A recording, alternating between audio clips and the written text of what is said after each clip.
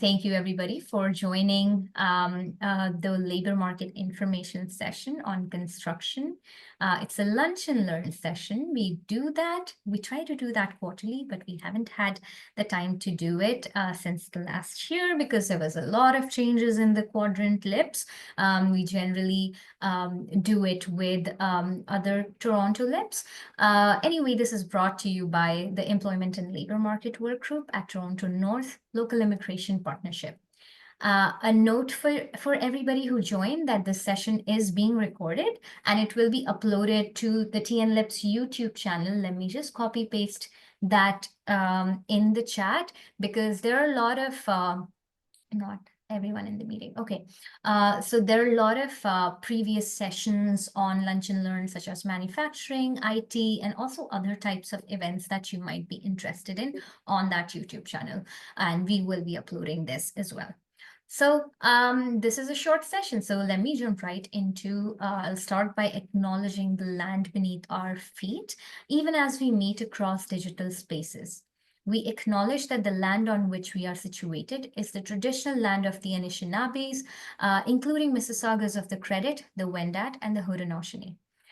TNLIP is committed to advancing collaboration with Indigenous people in the work that we do, specifically in the settlement sector. Through continued learning and engagement, we strive to build more meaningful partnerships between Indigenous and newcomer communities for generations to come. We will start let's look at the quick agenda. So I'll start with introducing our speaker. We'll do about 30 minutes for the presentation. There were a lot of questions that were asked in the registration form. So what I'll do is right after the presentation, I'll try to toggle between the pre-submitted questions and also letting some of the live questions from you. So it's going to be kind of a back and forth between questions from the registration form and questions from you if you want to raise your hand and do that right after Milton's presentation. And at the end, we'll take about 5 minutes to show and fill the feedback form for this session so we can continue to improve these webinars, and the upcoming webinars in the future would reflect your interests, similar to how we used the previous feedback form to pick this topic for today's session.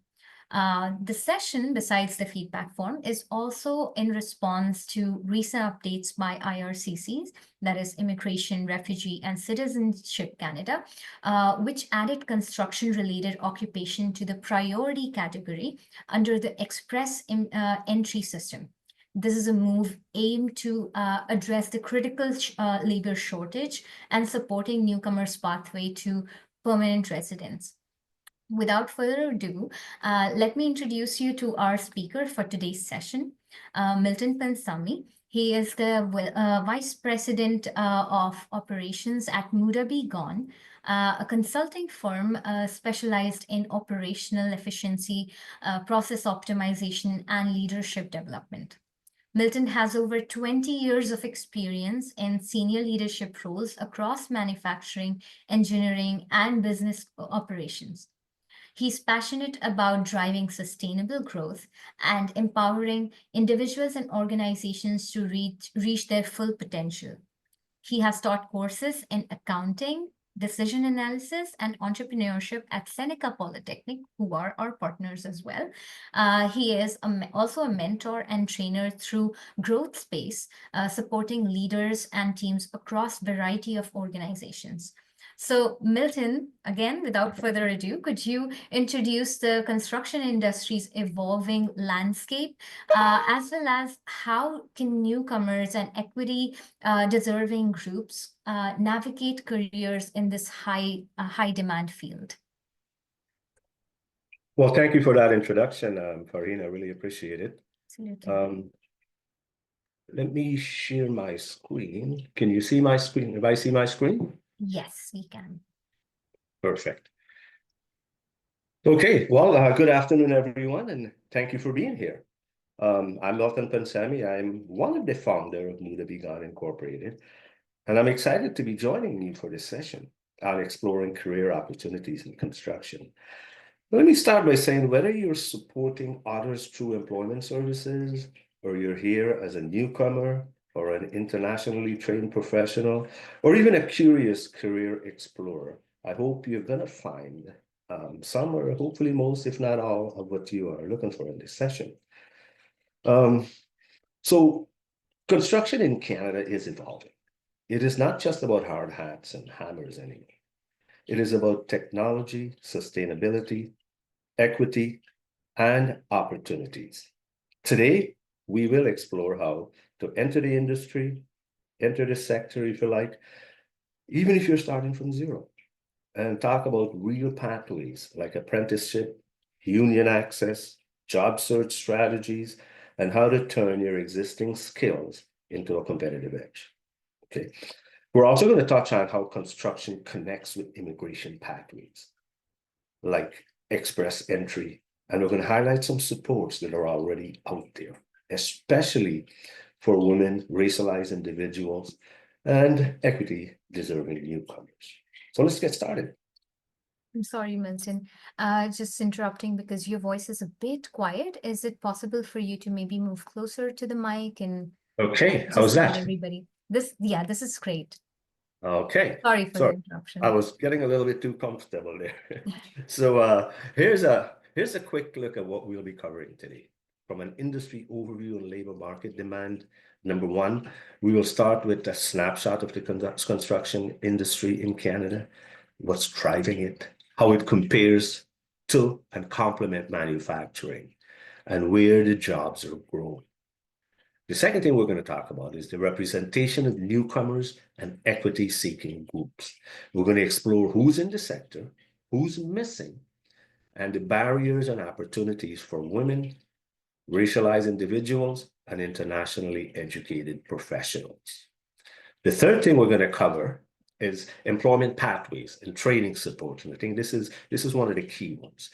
Whether you're starting fresh or bringing years of experience, we're going to highlight concrete ways to enter the field. No pun intended there, including paid placements, apprenticeship, and apprenticeship certifications, and of course, support, which is key.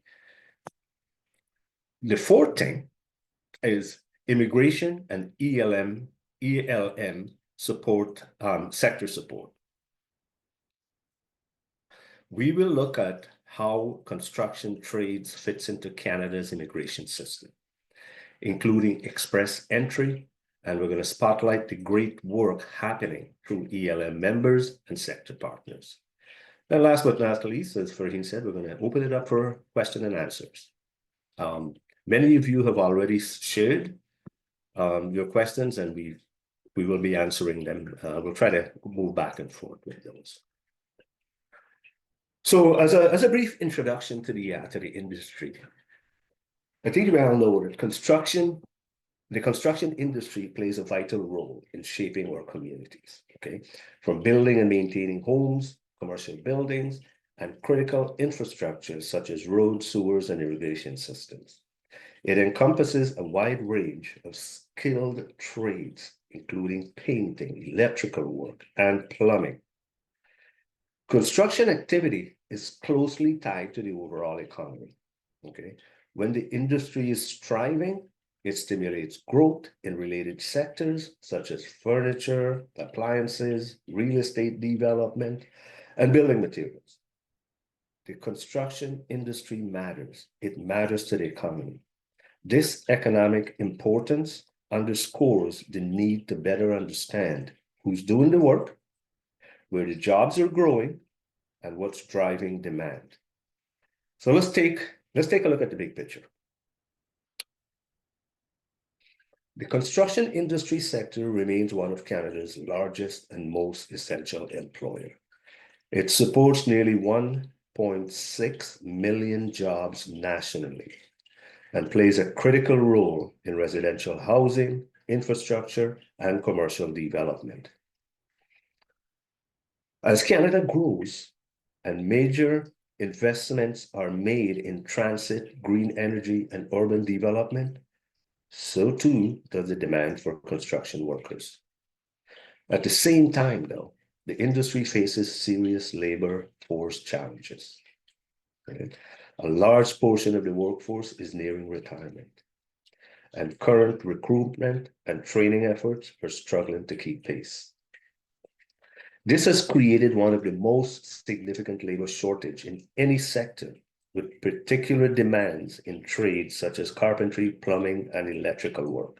You can probably get a sense of the hot button items here. So here we are, labor force challenges in an industry that is continually being shaped by technology. Yes, technology is shaping the future of construction. For example, green building. Green building means designing and constructing buildings in a way that's better for the environment. Some examples for it, you got using recycled sustainable materials, making buildings that use less energy and water, installing solar panels or green roofs, designing for better air quality and natural lighting. And we're going to get into some of the technology, how we're going to turn buildings into intelligent buildings. Why does this matter? Green buildings help reduce pollution, lower energy bills, and create healthier spaces for people to live and work in. 3D printing in construction. 3D printing in construction uses giant machines like massive printers to print parts of a building layer by layer using materials like concrete.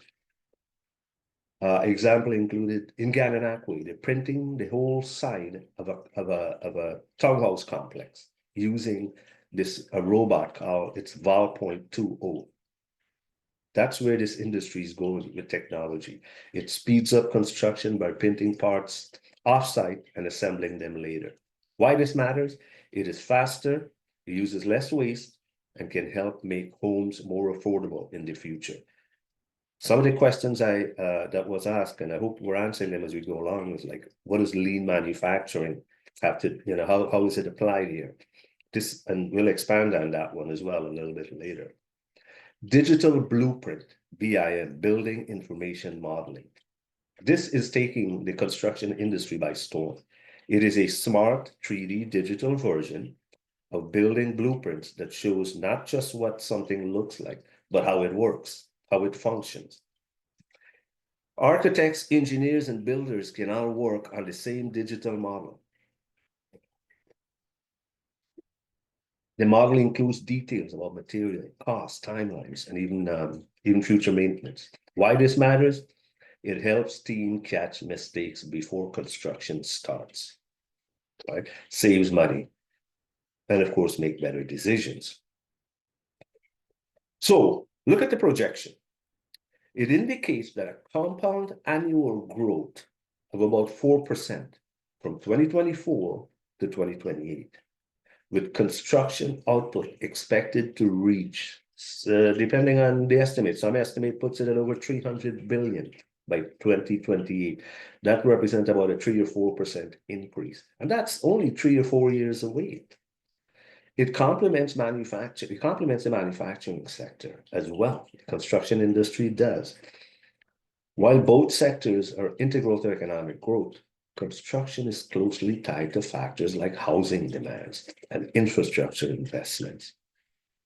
Now, when you hear that 5.3 million homes are required by 2030, and you look at the current labor picture, you got Ontario that's going to experience steady growth. And you've got Toronto alone is seeing increases year over year of 2%.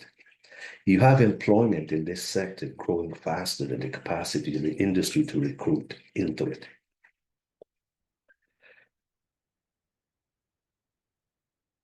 So the big takeaway, if you look at this graph, is that employment is growing at a pace that outstrips the industry's current capacity to recruit and train new workers. Moreover, the wave of retirement among skilled tradespeople, such as carpenters, electricians, and plumbers, is creating significant job opening. Here's the thing. We have an industry that is growing, and we must support this growth at the right pace. The question is how? If you look at the graph and you look at where we are, where we're going, and what's happening that's going to slow us down, if not cause significant trouble. First, the first thing we gotta understand in this industry is who's in this sector, who's missing, and the barriers and opportunities for those who are missing. For example, women, racialized individuals, and internationally educated professionals. The industry is changing, and it needs you. It needs us. A more inclusive construction site are part of the future, is part of the future, is the future. That brings us to equity and inclusion. You have women, only 5% of the tradespeople are women. You got newcomers and racialized groups face higher unemployment, systemic barriers, and of course, intersectional challenges. For policymaker, and this is now becoming an election issue in the West, in Calgary and in Alberta, these numbers reinforce why skilled trades and training initiatives deserves attention in workforce development strategies. Calgary and British Columbia, it's an election issue for them. Construction worker. They're looking to hire by themselves. British Columbia alone is looking for 50,000 between now and 2032. So that's just 7 years away. When you're faced with these realities, a downturn in the economy can cause ripple effect, slowing construction, and impacting related industries. So it makes perfect sense for the sector to actively look to attract underrepresented groups, particularly women and racialized individuals. The question now is, what are the pathways for these underrepresented groups to get in? No matter where you're starting from, whether you're experienced in trades, brand new to the field, or navigating language or credential barriers, there are real supported ways to enter and grow in the construction industry. Okay. From certification and union access for experienced professionals to apprenticeship, entry-level jobs, and community-based supports for newcomers and beginners.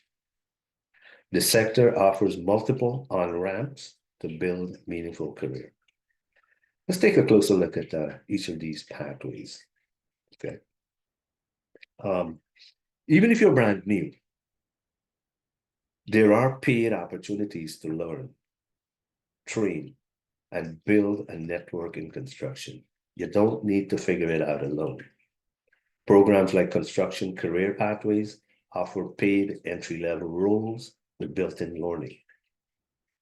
Ontario's pre-apprenticeship training program helps you explore trades with no risk. I think some attendees already work for organizations offering job navigation support. You can use that as a starting point. Now, for individuals with experience, experienced professionals can pursue certifications such as the Canadian Construction Association Gold Seal certification to validate their skills and enhance career prospects. Okay. For individuals without experience, programs like Construction Career Pathways offer paid placements lasting a minimum of 16 weeks. And they provide on-the-job training and potential pathways to full-time employment or apprenticeship. Okay. Language barriers, well, language training programs and mentorship opportunities are available at several Ontario colleges. Occupation-specific language training, or OSLT, provides free courses tailored to internationally trained individuals. There are others as well. Several certifications can bolster a career in construction. I talked about the Gold Seal certification, project management certification, offered by the Project Management Institute, focusing on project management skills. There is expertise in green building practices provided by the Canadian Green Building Council. So support, also we have support organization that includes the Canadian Association of Women in Construction, CAWIC. which offers networking and mentorship opportunity. Some people ask about unions. Newcomers can join by attending union information sessions. Okay, they learn how to where they can learn how to get started. For example, Labor's Local 183 in Toronto helps lots of people join construction work through the union. Okay, engineers can work in construction.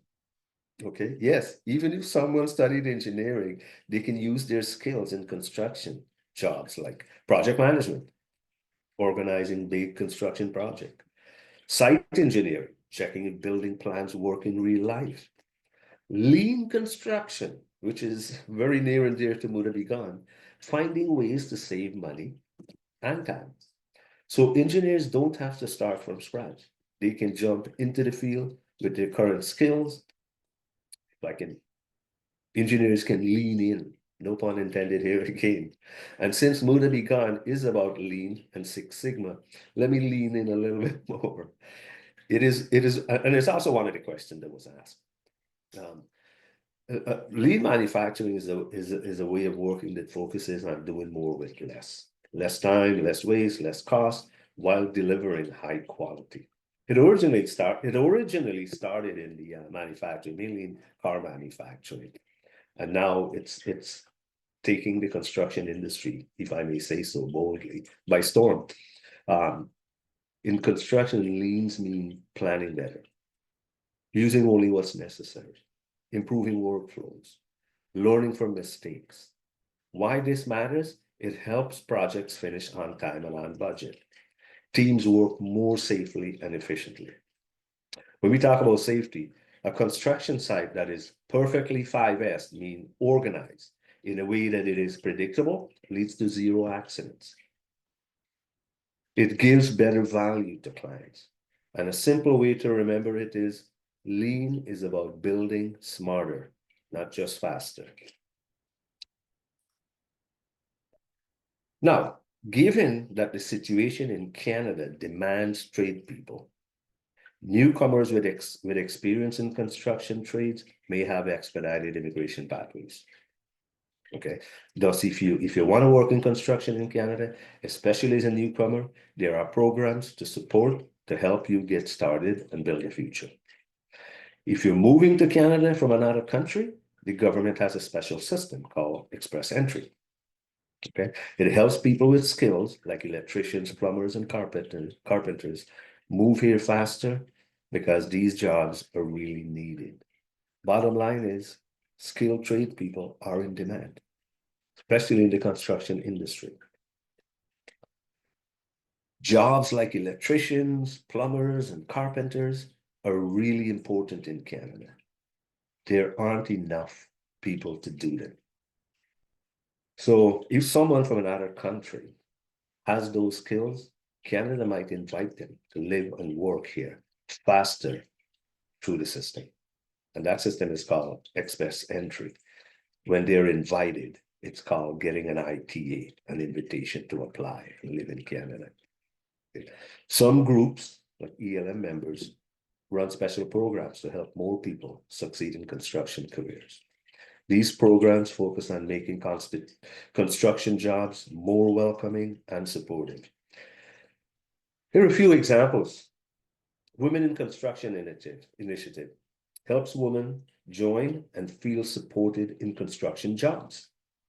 Green Construction Training teaches people how to build in ways that are better for the environment. Mental Health Support offers help for construction workers to manage stress and stay healthy on the job. These programs are designed to make sure everyone has a chance to build a good career in construction, especially if they're new to Canada or from underrepresented groups. So let me reiterate. Trade occupations are a priority category under Canada's Express Entry. If you have trade skills, even from outside Canada, you may qualify for faster permanent residency. Focus on credential recognition and matching your experience to demand role. Let me say something corny, if you like. Construction skills are not just about job ready, they're immigration ready. Now, in closing, let me say this.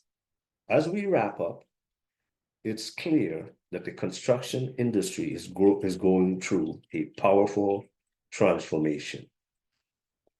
It's no longer just about bricks and mortar. It's about building smarter, more sustainably, and with purpose. Lean construction is helping us work more efficiently by reducing waste, improving safety, and focusing on delivering real value.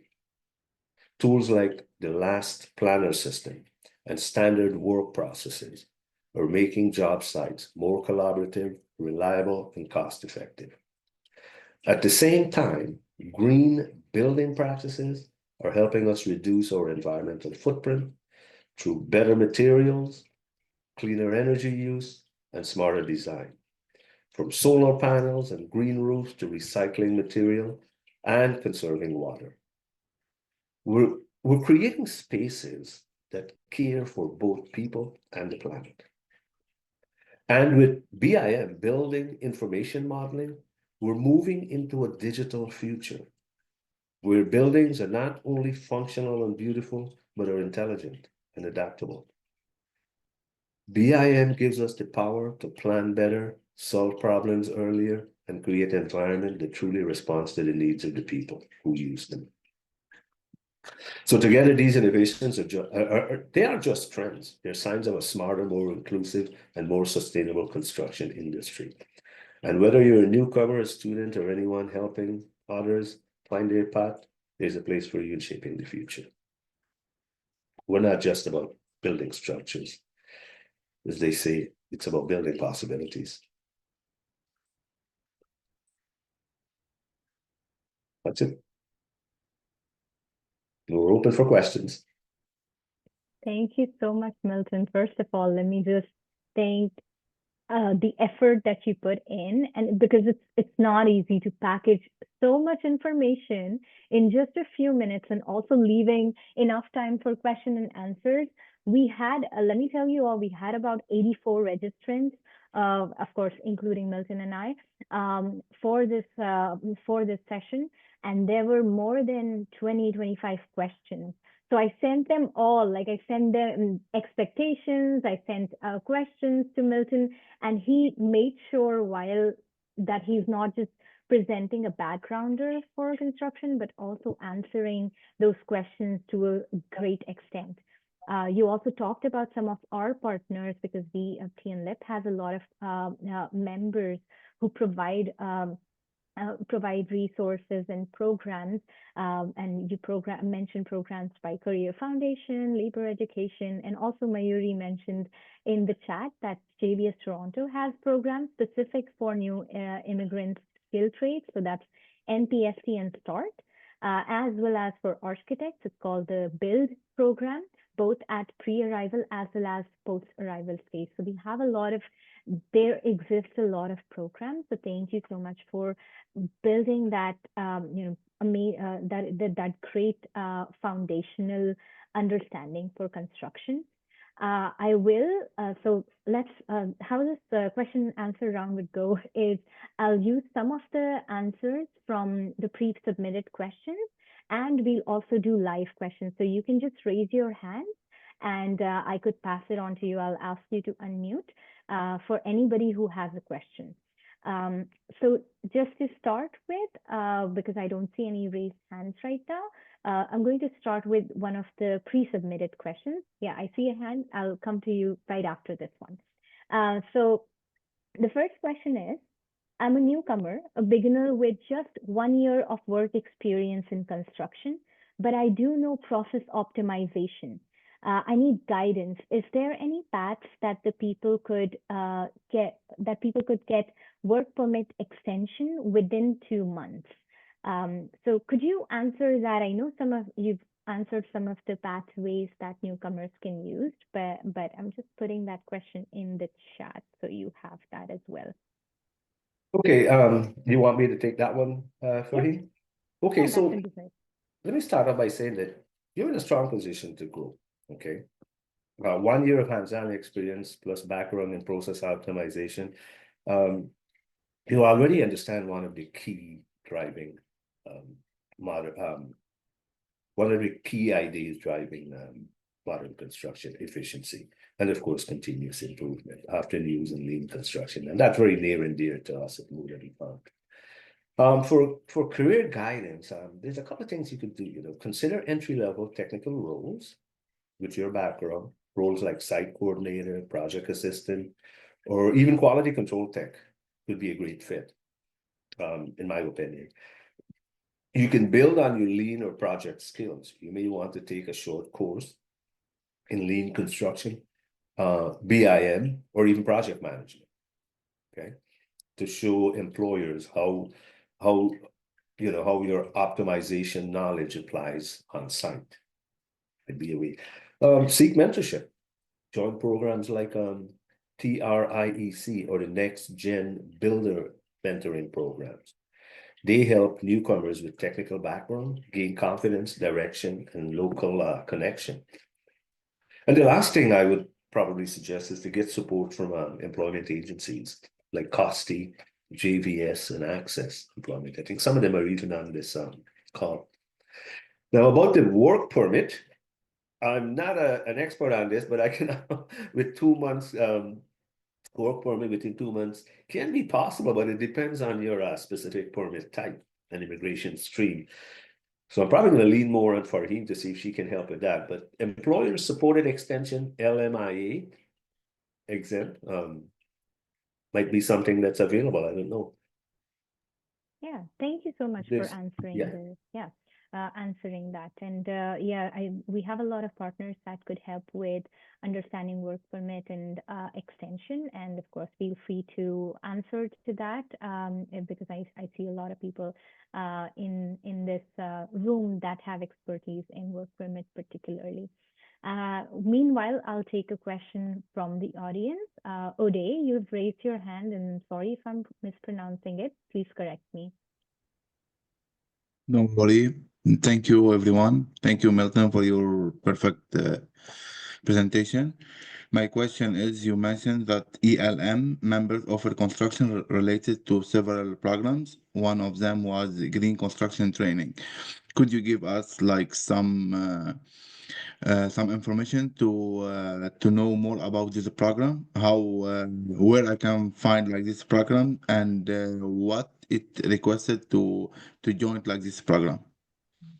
I'll actually take that question. So I'll explain what ELM is. Thank you so much, Uday, for your question. So ELM is not actually a program. ELM, the Employment and Labor Market Work Group, is a work group that I lead at TNLIP. So basically, it's the one that is organizing this webinar right now. So what TNLIP, or Toronto North Local Immigration Partnership, does is it has it's a table for, or multi-sectoral table for everybody right now in North York and in Scarborough, who provide settlement services, employment services, and also other out of sector partners. ELM is mostly made of about 50 employment service providing agencies. So JVS, Toronto is a part of us, Career Foundation, Labor Education, COSTI, YMCA, etc., Central Eglinton Community Center. So they're all a member of Employment and Labor Market Work Group. So essentially think of it as we meet every quarter, or depending on some projects that we are working on, and organize, let's say, knowledge sharing events. We organize webinars. We think about what can we do, what supports that we can provide, and what programs are available. So it's not a program, rather it's a table where everybody comes together, and that this table has brought to you this webinar. So it's not something that newcomers or people can join in, except for a newcomer table. But yeah, so why Milton mentioned it was because there are a lot of employment service providing agencies and newcomer serving agencies that have programs such as build and construction related training programs, bridging programs that could help newcomers understand the sector better or help them get settled into the country as well as get jobs in the industry. Does that answer? Am I kind of clear in explaining what ELM is? Yeah. But also I have another question. How we can join like this, like ELM members? Yeah, you can't join. So ELM is not open to everybody. It is open to partners. So it will not help somebody who is looking for a job. It's actually a planning table. So there are programs that ELM members who are generally settlement provider agencies that they provide. So yeah, maybe like that clarification is important. This is different from programs that Milton mentioned. Does that make more sense? Okay, thank you so much. Yeah, thank you. Yeah, sorry Thank about you the for that question. confusion, but yeah, Indeed. go back to. All right. So again, any questions from the audience before I move on to some of the pre-submitted questions? I don't see anything. All right. You kind of mentioned this. You talked about associations and you talked about unionization. So it's a question that you partially answered, but I'm going to kind of ask you an extension of it. How accessible is unionization for newcomers or early career workers? And how can joining a union support someone's ability to grow in the construction sector? Yeah, so union is a good place to start to get into the union. And as I mentioned, is find out in your area who the local union is and find out about that local and see if you could attend their meetings. Okay. And from that meeting, you'll get to meet with the union reps there, and they will provide you with the answers to your questions and direction as to how you can join the union. And like unions, it may require you in some cases to pay union dues. Okay, so those are the things. So attend those info sessions, take an entry-level contractor referrals, for example, and get into the apprenticeship situation. So the benefits are, you're going to have better wage and benefit, and you're going to have on-the-job training and certifications and so on. So it's important to find out and attend those local union meetings. Yeah, thank you so much. And are there, because you mentioned specific strategies and tools, you mentioned mentorship and job boards and networking. Could you elaborate on them a little bit? What really helps newcomers to find their first job in construction, especially in a city like Toronto? That is such an important question, Farheen. Yeah, so some of the best strategies I find is job boards. Look at Job Bank Canada, look at Build Force Canada, and you know what? I am finishing off 2 handouts that I'll send to you, Farheen, and if you could send it to the greater group, with all of these resources that are available to them. So I mentioned Build Force Canada, talenthub.ca is another one. Mentorship program, I mentioned the TRIEC mentorship program for professionals, and the Next Gen Builder by Toronto Community Benefit Network. And the fourth, networking, attend union open houses or community hiring events. Join LinkedIn groups. That's an easy one that you can do right off the bat for trades and engineering in Ontario. One last thing I would recommend too is connect with employment service agencies like JVC, Costi, and Woods Green. Okay, and I'll put this as I mentioned in that handout, so I'll send that out to you, Farheen. But thank you for that. That is such an important question for the audience, I think. Thank you so much. My humble thoughts. Yeah, no, thanks for elaborating on that. And because some of these tips are extremely important for newcomers who are looking for their Yeah, first yeah. job in construction. Mhm. Again, this is something that you touched on. I just because now we have time to kind of elaborate on some things that you mentioned in the presentation. So could you speak to the future of construction in Ontario? You talked about the pacing, but what are the job outlook and demand trends for say the next 10 to 5 to 10 years? Are we seeing what kind of growth are we seeing in tech-driven solutions like 3D home printing that you mentioned? Yeah, that another good one. Thank you. So I mentioned BC and I mentioned the West, what's happening there. And you're going to hear the politicians talk a lot about this because it is important. But in Ontario alone, I think they're estimating about 90,000 new construction workers by 2032, 2033. 90,000, that's not a small number. Just to meet to replace the retirees and meet the infrastructure demands. Um, Ground engineering and civil works and transit-related constructions are growing rapidly. You can see, you drive down the road and you'll see that, okay? So that will confirm that that's where huge growth is. Green construction and tech-driven solution, 3D printing. Let me tell you this, folks, what's going to happen with Lean and 3D with BIM. BIM is now producing all of the data that is giving them feedback about what they have done, how successful it was.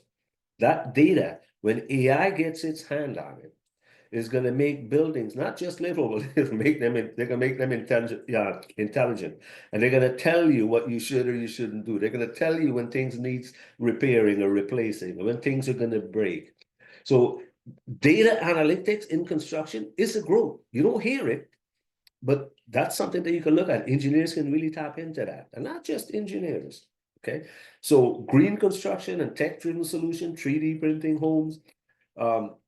If you look at what's happening with this VAL 2.0 robot that I mentioned, that's being used in Guyana Airport, with it replacing the menial, repetitive tasks that people don't want to do, it's providing higher volume jobs for those. So come at it with these kinds of skills, and it'll position you for a good living wage and a good future, I think.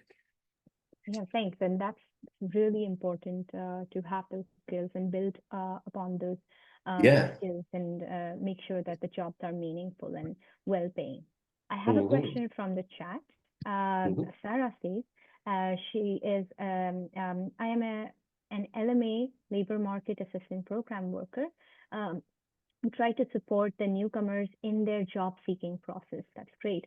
My question is there a list, any list or standard guideline that we can provide or recommend to the newcomers who want to explore or join their career on construction field? For example, any free training opportunities or other resources like a list of agencies. So that's a great question because there are a lot of clients, newcomer clients that are coming, coming to program workers and service providing professionals, and they have these questions. And of course, like they're not, all of them are not construction experts. So is there a list of resources that they can provide to their clients? Yeah, and I mentioned that I'm putting together a list, and I will send that off to you. But I can quickly say this, okay? How best can you prepare yourself, and what are the most important things you should be doing right now, kind of thing. There's the basic safety training. Many jobs require certification like WMIS or working at heights. These are available through community colleges or safety training providers. Language and workplace skills. I mentioned OSLT, which is free for newcomers. Language training helps improve English skills specifically for construction setting. And of course, explore entry-level roles or pre-apprenticeship programs. These will help you build experience, understand Canadian workplace culture, and of course, meet people, right? So the tip, and I'll put it on many organizations like let's call it Access, ACCES, MNLCT, and I'll put that out. Wood Green offers job readiness and referral programs for newcomers. So I'll send these two lists that I put together. It's just a few more things I want to add, make sure it's all comprehensive. Yeah.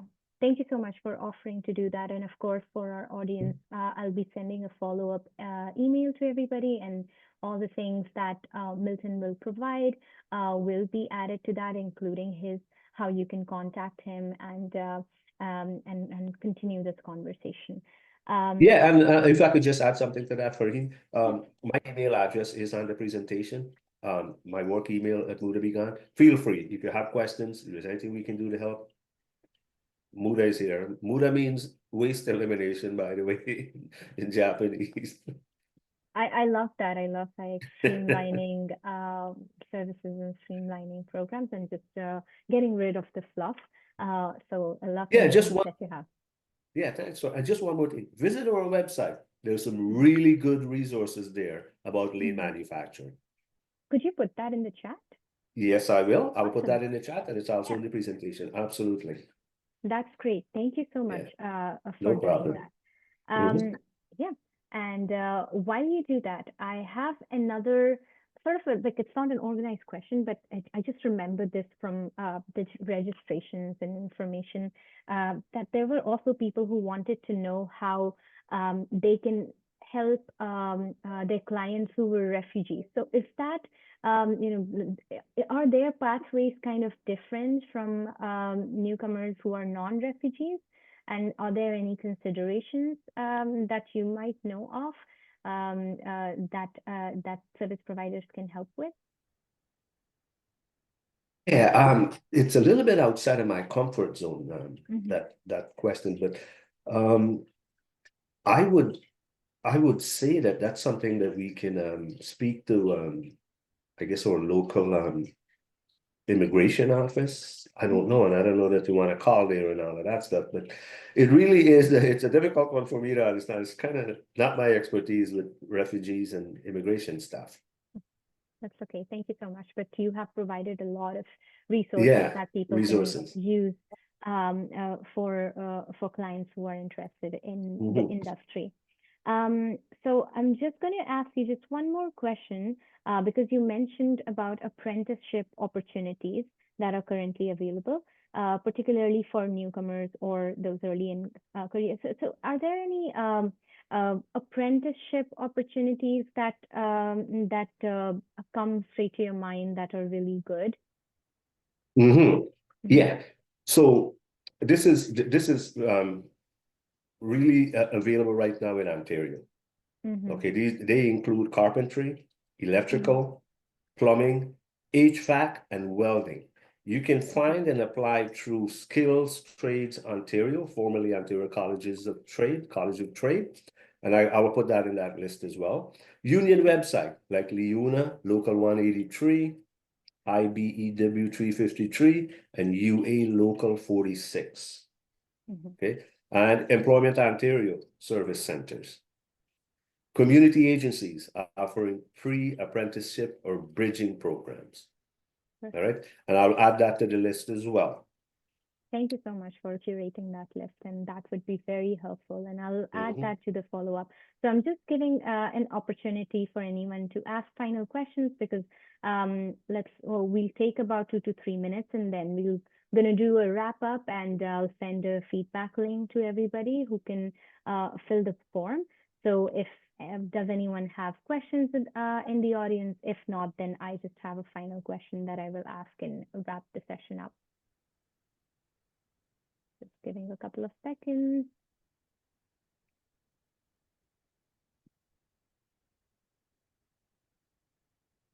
Great. I think you have been very comprehensive, Milton.